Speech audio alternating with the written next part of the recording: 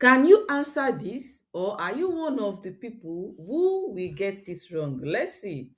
A clock shows 3:15. What is the angle between the hour hand and minute hand? Many people are quick to say zero. Why? Because 3 15 minutes is on 3 and 3 o'clock is on 3, right?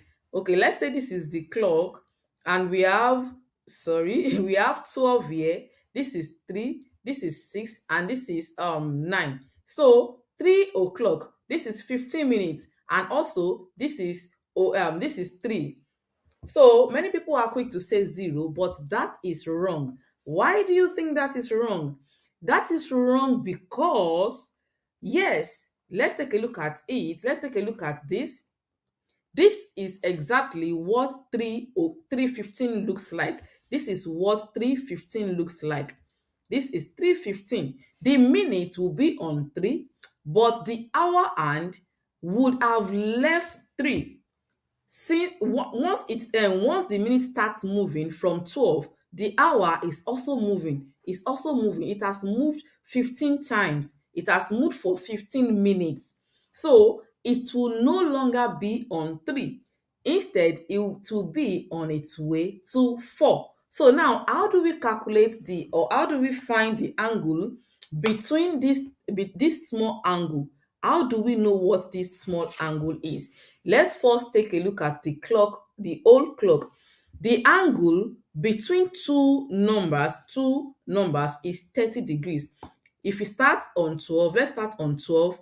The angle between 12 and 1 is 30 degrees. Between 1 and 2 is 30 degrees, and between 2 and 3 is 30 degrees. So if you look at 12 and 3, you notice that the angle between 12 and 3 is 90 degrees. So take note of that.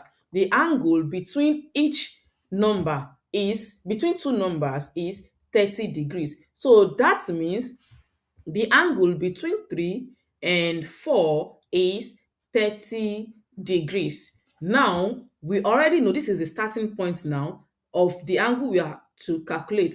And this angle, the hour o'clock, is somewhere here. But how do we figure it out? Now, you will agree with me that 15 minutes is a quarter of an hour.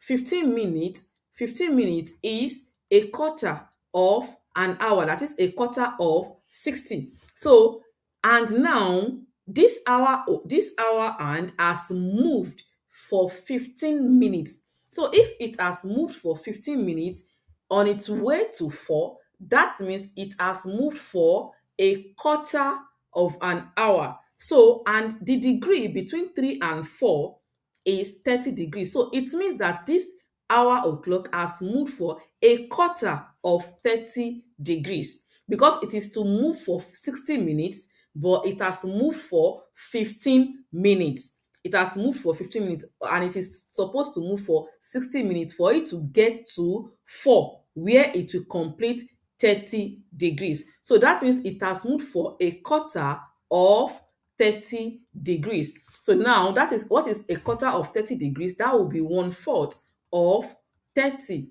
And this gives 7, I mean, 4 we go in 7, excuse me, 4 we go in 30, 7 times. Then we have a remainder of 2. So when we add 0 and decimal to this, it becomes 7.5. So that means the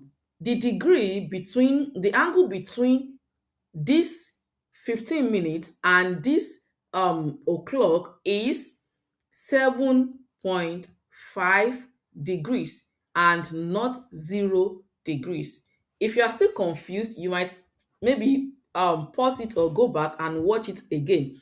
The hour between the two is 7.5, 7.5 degrees, because the hour has left the 3. It's on its way to 4, and it has moved for 15 minutes. It is supposed to move for 60 minutes. It has moved for 15 minutes. That is a quarter of an hour. And then the angle between 3 and 4 is 30. So if it has moved for a quarter of an hour, that means it has moved for a quarter of 30 degrees. And that is how we got 7.5 degrees. So do not make the mistake and say that the angle between 3:15 between the hour hand and the minute hand for 3:15 is zero, because it is not zero. As the minute hand is moving, the hour hand is also moving.